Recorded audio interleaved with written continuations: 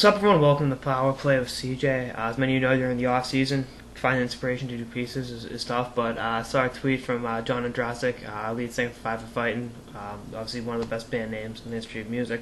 And I kind of was like, as he's obviously a big Kings fan. He's written about the Kings and hockey in general for SI and a couple other publications. And I figured, when I tackle the issue, or the made-up issue of John Ondrasik being the president of the LA Kings celebrity fan club. Think about it. You think of LA Kings, think of celebrities at the games. You think of like Tom Cruise, David Beckham, Kobe, Magic Johnson, the late great John Candy in the 80s. I'll let you talk more about the Kings in the 80s because that's kind of what drew me to this made-up piece that will get awful ratings. But talking. Those guys are there in the playoffs, and when they're on Stanley Cup runs, usually they become fans right around 2012. But I remember an interview Ondrasik did probably 4 or 5 years ago with NHL Live, talking about being a Kings fan in the 80s before Gretzky got there, but especially when Gretzky was there. Magic Johnson was kind of at the tail end of his career, but it was pretty cool having the Lakers on Friday nights, Kings on Saturday nights, and really, if I could have been, being 21 in 2013 school, but if I could have been 21 in the 80s in Los Angeles, that would have been unbelievable, because the intersection of pop culture and sports was like none other. I mean, you see that now with social media and stuff, but this was a real deal.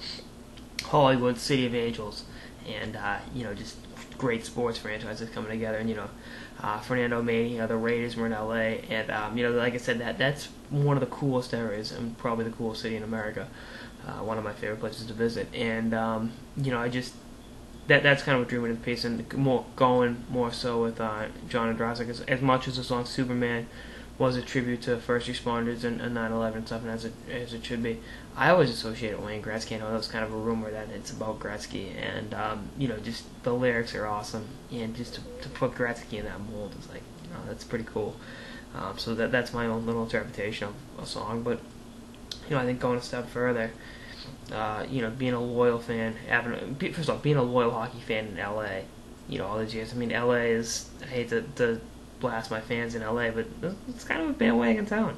You look at, next year the Lakers are struggling, and they go for the 12th seed, sans Kobe, for the first part of the season. It's going to be Iris Daring and Tori Spelling. It's going to be, the B and C listers, the 90210 reunion, pretty much. The original 90210, I might add. And, I just think that to see that is pretty cool. And, if anything, I'm more acknowledging, Ondrasik's contributions to hockey in Los Angeles, being there for, the evolution of hockey in LA. You look at, before Gretzky, was nothing, and then, the franchise, the Kings really got on the map, and then, the expansion of hockey in LA, where, more and more draft picks are coming out of California every year, and that's pretty cool. And, I just think for someone that's been along for the ride, the UCLA grad and lead singer of, like I said, the best named band in history of music. And actually, I'm really looking forward to their next album coming out next month, so it should be pretty cool, the new album. And anyway, that's on this episode of Power Play with CJ. Got to do stuff for the fill time during the off season, guys.